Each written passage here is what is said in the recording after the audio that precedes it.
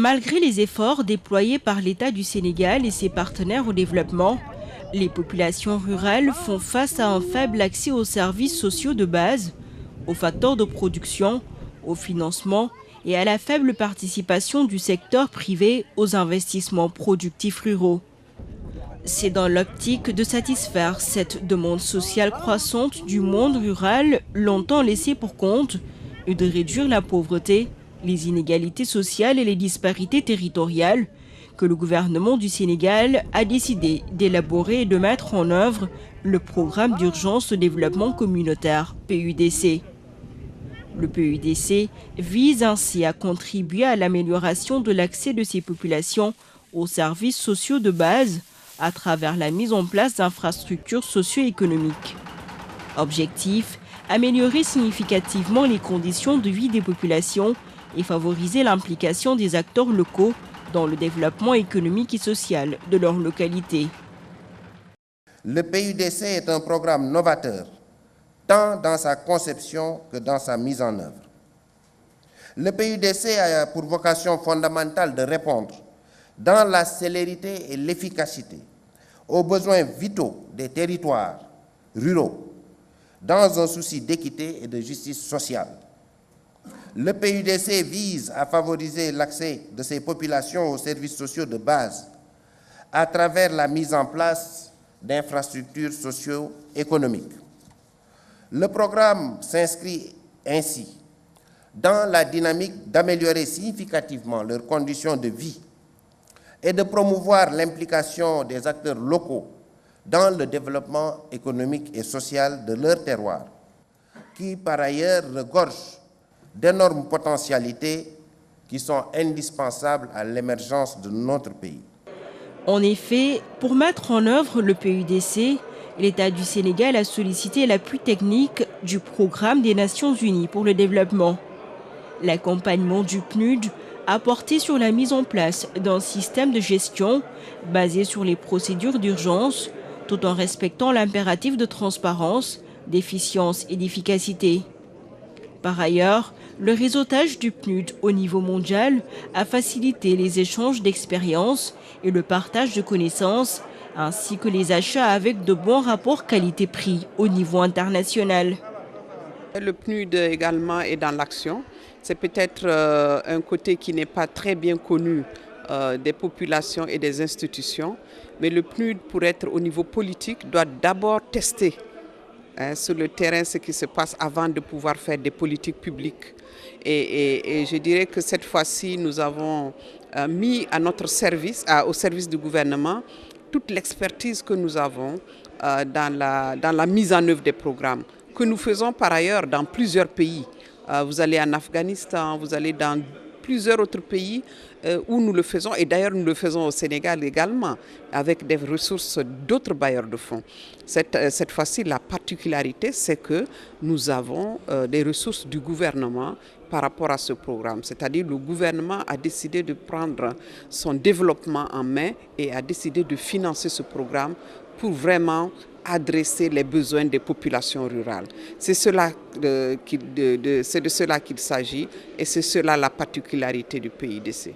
Donc le PNUD, au-delà de son rôle de conseiller, a aussi une expertise avérée dans la mise en œuvre de grands programmes d'envergure. Je me rappelle très bien de ma première rencontre avec le chef de l'État, le président Macky Sall, quand il a été élu président de la République. Il m'avait dit je voudrais voir comment réaliser très rapidement ma promesse de campagne.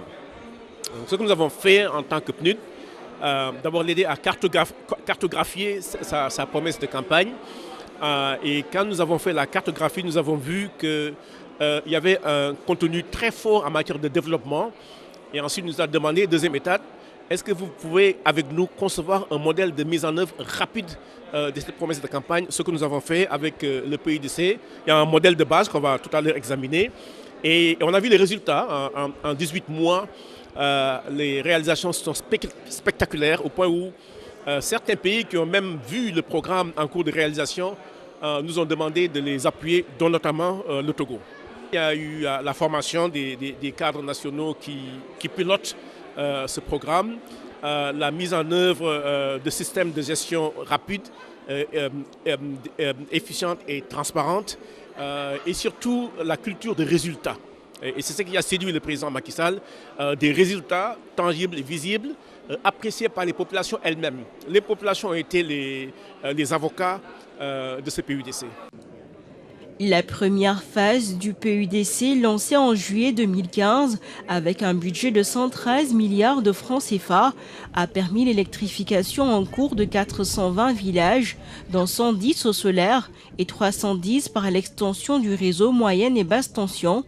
La construction en cours de 790 km de pistes rurales, la construction en cours d'autres 138 forages et 157 châteaux d'eau pouvant desservir au moins 500 000 habitants répartis dans environ 1000 villages, l'installation en cours de 4023 équipements de transformation post-récolte, l'acquisition et la distribution aux opérateurs de 13 moissonneuses-batteuses, 180 motopompes, ainsi que des doses de vaccins pour le cheptel en vue d'accroître la productivité agricole.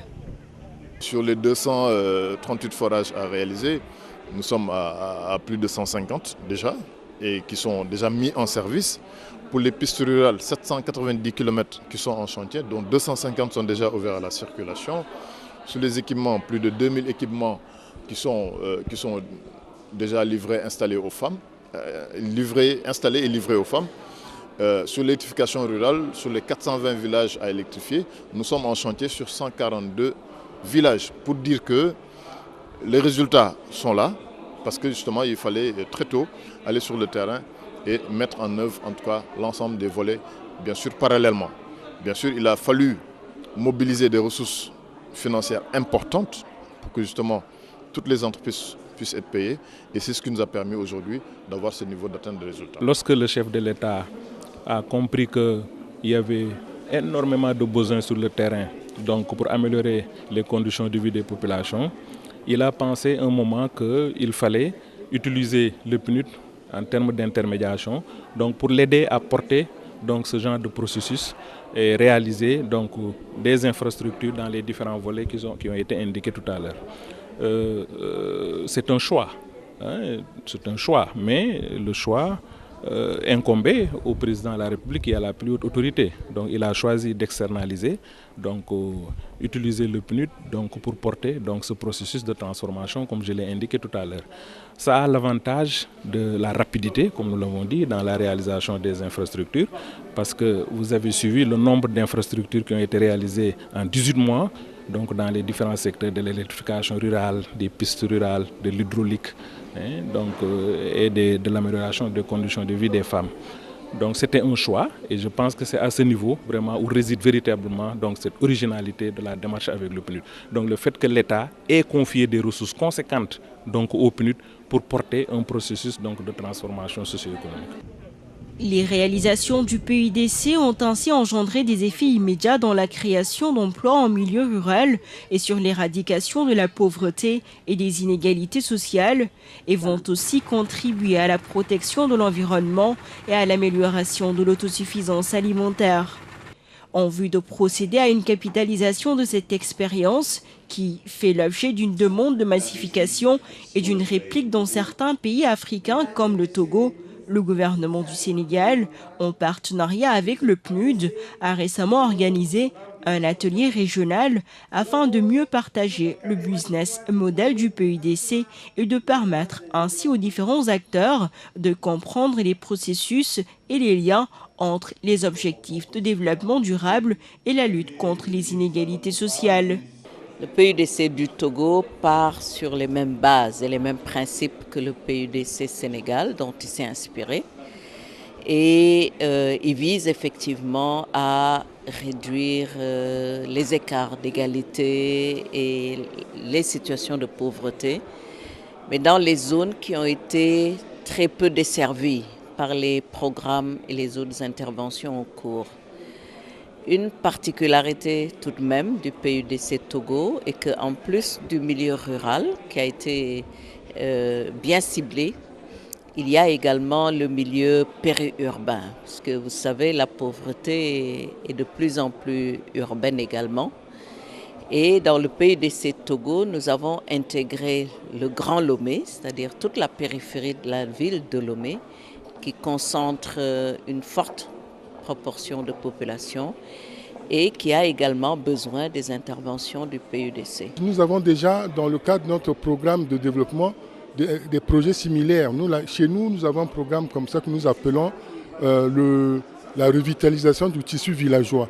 Il s'agit également de donner à certaines localités, à certains villages, quelques infrastructures de base pour éradiquer la pauvreté, leur donner des conditions de vie plus viables. Donc c'est intéressant pour nous de voir et de comparer les deux programmes et peut-être de tirer les leçons de ce programme pour améliorer le nôtre aussi. Pour l'État du Sénégal et le PNUD, il s'est spécifiquement agi de partager l'originalité de leur partenariat, d'analyser les résultats et les meilleures pratiques avec les représentants résidents et les responsables des programmes du PNUD, ainsi que les représentants nationaux, tous venus de 18 pays d'Afrique. Le programme a eu tellement de succès au Sénégal qu'il y a eu beaucoup de pays qui ont demandé à faire le PUDC. Et nous avons estimé que c'était le bon moment de partager les outils, de partager le savoir-faire que nous avons développé par rapport à la mise en œuvre, la conception du PUDC. Toutes les leçons que nous avons tirées, nous le mettons à la disposition des autres pays africains pour qu'ils puissent également faire de même et pouvoir aller de l'avant. Le PUDC, sa particularité également, c'est le fait qu'il offre un paquet intégré de services. Ce paquet intégré de services permet vraiment de régler plusieurs problèmes à la fois et de pouvoir booster l'économie locale en Afrique. L'atelier régional de capitalisation a également permis d'échanger sur la durabilité du programme et de tisser de nouveaux partenariats de développement en vue d'une mobilisation de ressources additionnelles. En attendant la fin de la première phase d'exécution du PUDC, qui affiche déjà des résultats plus que satisfaisants, le président de la République du Sénégal, Macky Sall, a annoncé 300 milliards de francs CFA pour l'exécution de la phase 2, qui a déjà vu la contribution de partenaires financiers tels que la Chine à hauteur de 90 milliards de francs CFA.